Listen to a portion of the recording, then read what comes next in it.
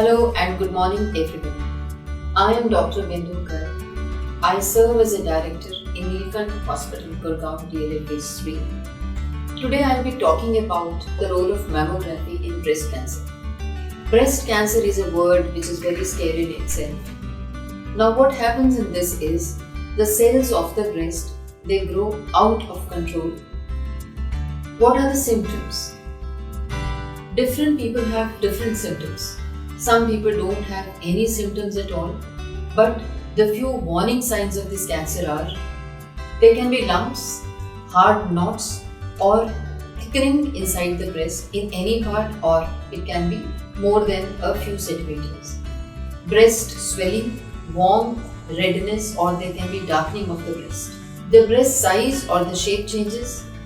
There can be skin dimpling or puckering as we see the coat of the orange. So the skin appearance is just like the same.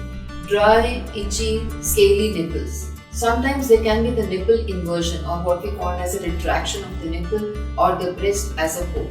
Again, one of the most common presentation which the female comes to the clinic is the nipple discharge. And this can be clear, this can be tinged with the blood, or this can be like a milk. So any discharge coming out of the nipples is not normal. Normally the cancerous cells, they don't have pain, but it is not important that always all the cancers don't have pain. Sometimes there can be pain in one of the focus of the breast and which doesn't disappear with time. So if you have any signs or symptoms like this, don't ignore them. Make it sure to go to your doctor right away. What are the risk factors? Most of the people, they don't have any risk factors, but sometimes it runs in families. Now, just to mention a few, age. As we grow old, the chances of cancer, be it breast or any other part, becomes more. Sometimes there can be a family history of breast cancer.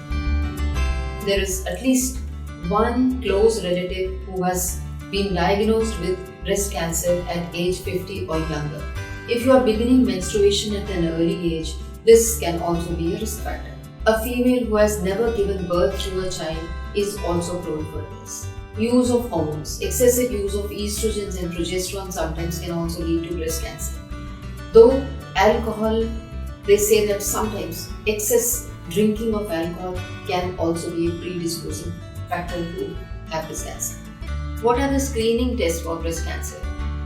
The goal of the screening test is to detect the disease at an early stage where it is treatable, and more important, the conservation of the breast is possible.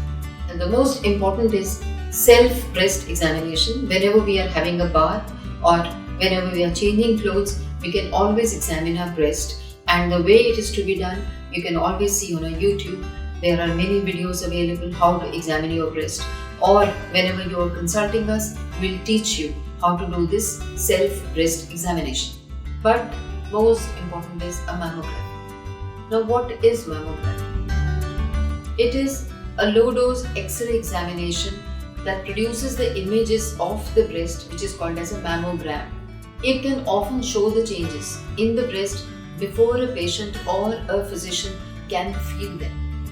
The research has shown that annual mammogram, this can lead to early detection of breast cancer in many cases, when they are most curable. And the important is, I'm repeating again, that detected at an early stage, the breast conservation can be done. We will not have to undergo a complete mastectomy, which means the removal of the breast. So if detected early, we can preserve our breast. Mammography is the only screening tool known to reduce the deaths from the breast cancer. Other tests like ultrasound and MRI, the magnetic resonance imaging, they only supplement it, but they cannot replace a mammogram. What are the guidelines for these screening programs? Women aged 45 to 54 should get the mammogram every year. Women 55 and older, they can switch to 2 years, or they can continue the examination yearly also if they wish to. For more queries, you can contact us.